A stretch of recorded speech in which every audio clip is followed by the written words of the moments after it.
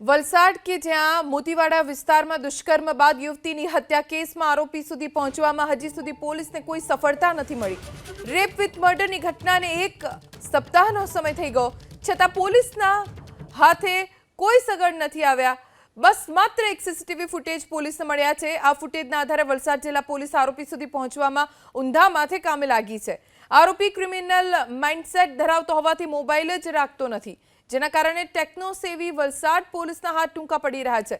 હવે તો આરોપીનો પત્તો મેળવવા પોલીસે ફરી જૂની પદ્ધતિ હ્યુમન ઇન્ટેલિજન્સની મદદ લીધી છે। આ અંગે પોલીસનો સંપર્ક કરતા માત્ર તપાસ ચાલુ હોવાનું જ રટણ કરવામાં આવી રહ્યું છે। તારીખ 14ના રોજ એક વિદ્યાર્થિનીને અહીં લાવીને તેની સાથે દુષ્કર્મ આચરવામાં આવ્યું હતું અને ત્યારબાદ તેનું મર્ડર કરવામાં આવ્યું છે। પરંતુ આ ક્રાઇમ સીન ખરેખર સમજવા જેવો છે અને પોલીસ એના પૂરતા પ્રયાસ કરી રહી છે। ત્યારે એક વાત જે ખાસ જાણવા જેવી છે, ઉદવાડા રેલવે સ્ટેશનથી જે આ એક રસ્તો આવે છે, એ રસ્તા પર એ વ્યક્તિએ એ છોકરીને ફોલો કરી છે, એની પાછળ આવ્યો છે અને ત્યાંથી જ્યારે એ છોકરીએ આ રસ્તો પકડ્યો તો છેલ્લું આઈડેન્ટિફિકેશન ઉદવાડા રેલવે સ્ટેશન ઉપર પણ એ આરોપીનું થાય છે। ત્યાંથી એ વ્યક્તિ છોકરીને ફોલો કરતાં કરતાં અહીંયા સુધી આવે છે।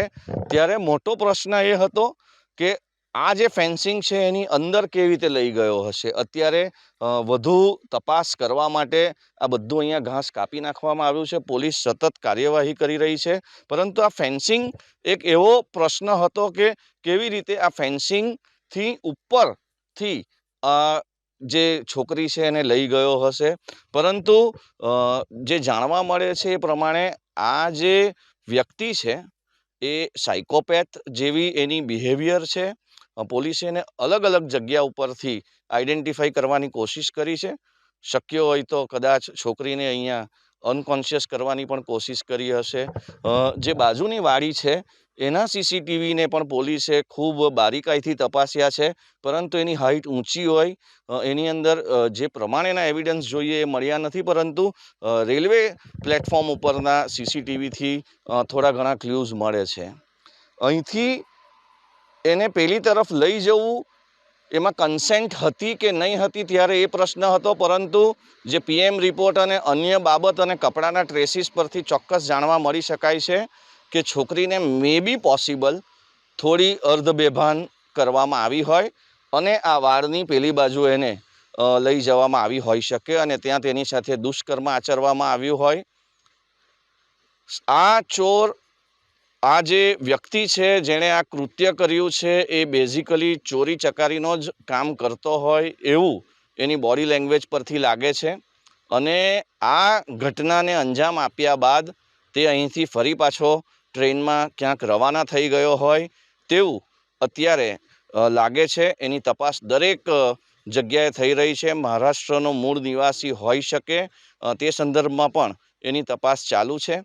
પણ સૌથી મહત્ત્વની બાબત કે આ ઘટનાક્રમને એણે એકલાએ અંજામ આપ્યો છે ત્યાં સુધી તો પોલીસ ચોક્કસ પહોંચી છે। બહુ જ ઇઝી છે એ કહેવું કે હજી સુધી એને આઈડેન્ટિફાઈ કેમ નથી કરી શક્યા અથવા તો કેમ એને પકડી નથી શક્યા। આઈડેન્ટિફાઈ ચોક્કસ થયો છે, પણ એ શાતીર મોબાઈલ નથી વાપરતો અને જે મોબાઈલ છોકરીનો અહીંથી ગાયબ છે તે હજી મળ્યો નથી અને એને પણ ક્યાંક ગાયબ કરી દીધો છે। એનો સિમ કાર્ડ એને ફેંકી દીધો હતો। કપડાના જે રીતે ફાટવાના જે જગ્યા છે તેના પર પણ પોલીસ વધુ તપાસ કરી રહી છે કે કઈ રીતે શું બન્યું હશે, કઈ રીતે આ વાળ ઓળંગામીને એને ત્યાં લઈ ગયા હશે, દુષ્કર્મ આચર્યું હશે અને પછી ગળું દાબીને મોતને ઘાટ ઉતારેલ છે। એ યુવતીની બહેન જ્યારે અહીંયા પહોંચે છે તો એને ચપ્પલ આઈડેન્ટિફાઈ થાય છે। હવે જો કન્સેન્ટ હોય તો ચપ્પલ પણ અંદર હોઈ શકે, ચપ્પલ નહોતી એ બતાવે છે કે રેઝિસ્ટન્સ ક્યાંક ને ક્યાંક હતું। આ અલગ અલગ થિયરી છે જેના પર પોલીસ કામ કરી રહી છે। 300 જેટલા પોલીસવાળાની મદદ લેવાઈ રહી છે, 10 જેટલી ટીમ બનાવવામાં આવી છે।